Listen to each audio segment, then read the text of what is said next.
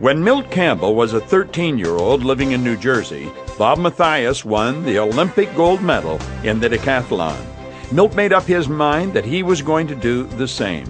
4 years later, Milt was competing against Mathias in Helsinki, Finland, and once again, Bob Mathias stood on the top step with the gold around his neck. Now, Milt was on the second step. He had won the silver medal, but that wasn't what Milt had come there for. So he made the decision then and there that in 4 years, the gold would be his. Over the next 4 long years, Milt Campbell trained.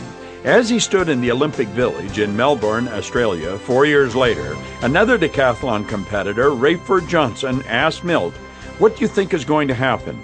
Milt turned to Rayford and said, "Rayford, you've wasted your time coming here. This one is mine." And this time, it was. Milt went home with the gold. Milt didn't just believe that he was going to win the gold medal, he knew. Hello, this is Bob Proctor, and in this edition of the Freedom Series, I'm going to be talking about the XY factor, which ultimately leads to the difference between believing and knowing. Knowing goes beyond belief. Belief is an expression of faith. If you had perfect knowledge, you wouldn't need faith. Faith, or belief, is only necessary in the absence of knowledge. When you know, there's absolutely no threat of skepticism. When you think about the Milt Campbell story, some skeptics might say, well, what if Rayford also knew he was going to win the gold? But the bottom line is this, Rayford didn't know. If he had known, he wouldn't be asking Milt now, would he? He didn't know, and he didn't win. Somewhere within him, Rayford was skeptical.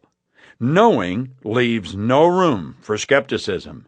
Knowing goes beyond belief. Knowing travels beyond what would seem to be rational reality.